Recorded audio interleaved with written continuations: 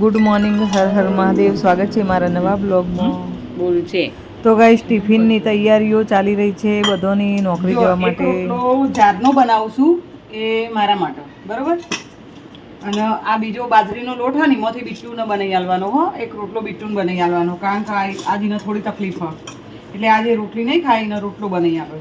હવે આ લોટ રહે ને હું જેવું કરે ખા પહેલાં જારનો રોટલો મારા કોઈ ઉતાવળ નહીં એટલે મારે શાંતિથી આ તો એમ પપ્પા ટિફિન આલવા આપવાના હી એટલે હું શું કરવાની હું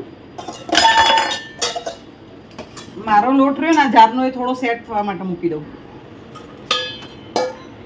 મૂકી દીધો. હવે આ બાજરીનો રોટલો બીટું માટે બનાવી દઉં માપનો. પછી જઈશું નોકરી. હજી નાવાનું બાકી હ. નહીં ધોઈને તૈયાર થઈને રોટલો બનાવી અને થોડું ઘણું એકાદું કામ બીજું કરીને પછી જો વાર હજી તો ઘડિયાળમાં કેટલા વાગ્યા છે?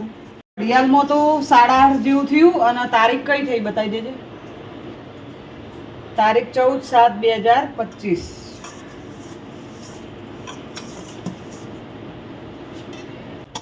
તો ગાઈસ હું થોડો જાડો રોટલો ચમ બનાવું ખબર કે મારા અત્યારે હાલ દાઢોની ને બધું ચાલે હે ને તો મારે કેવું કે એકલી ખીચડી જ ખાઈ શકું એવી પોઝિશન હ. એટલે મેં કીધું થોડો જારનો રોટલો પણ થોડો જાડો રાખું ને પોચો રહે ને થોડો તો ખાઈ શકાય.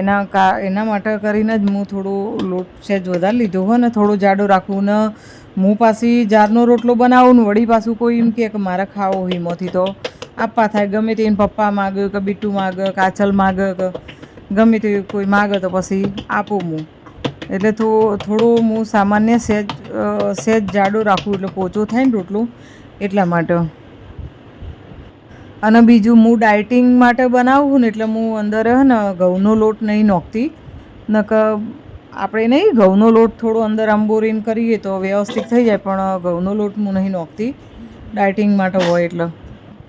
ઘડિયાળનો ઓકળો તો શિખર હેડ હ કે દોડ એ જ મને ખબર પડતી નહીં હાલમાં. તો કેવું થાય કે આટલું કોમ કરતાં તો ફટાફટ તમે જુઓ ને તો એવો ઘડિયાળનો ઓકળો તો મને એવું લાગે ને કે ઘડિયાળનો ઓકળો જોડે દોડતો હોય ને એવું લાગે.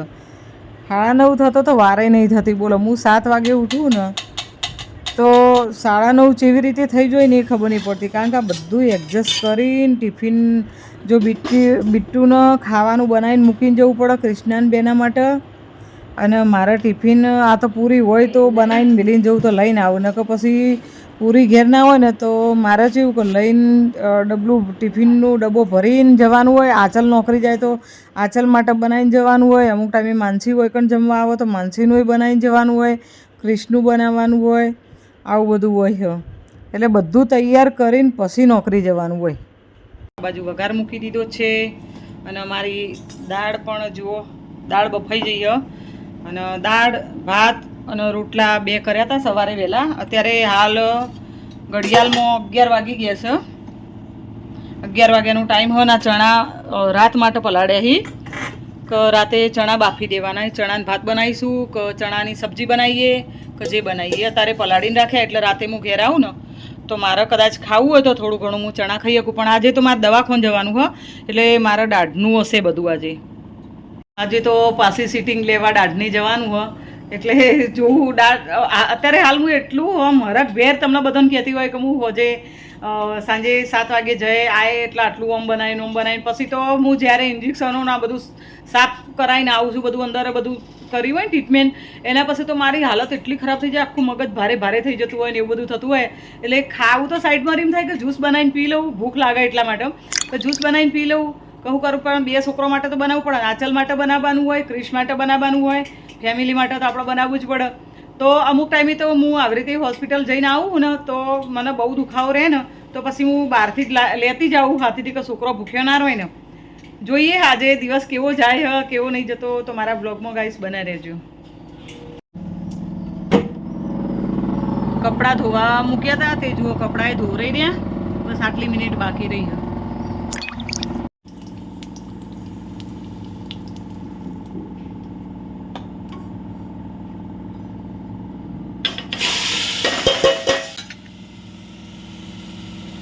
તો ગાઈસ આપણી દાળ બનીને તૈયાર છે આ બાજુ.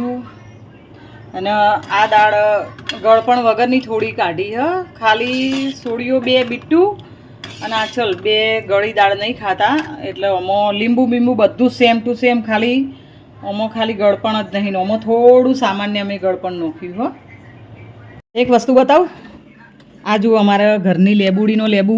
તમે જુઓ ને, લીંબુ તમને આવડું લાગે ને, આટલું નાનું લાગે ને, એટલો બધો રસ નીકળે ને. તારે મેં અડધું લીંબુ જ નાખ્યું.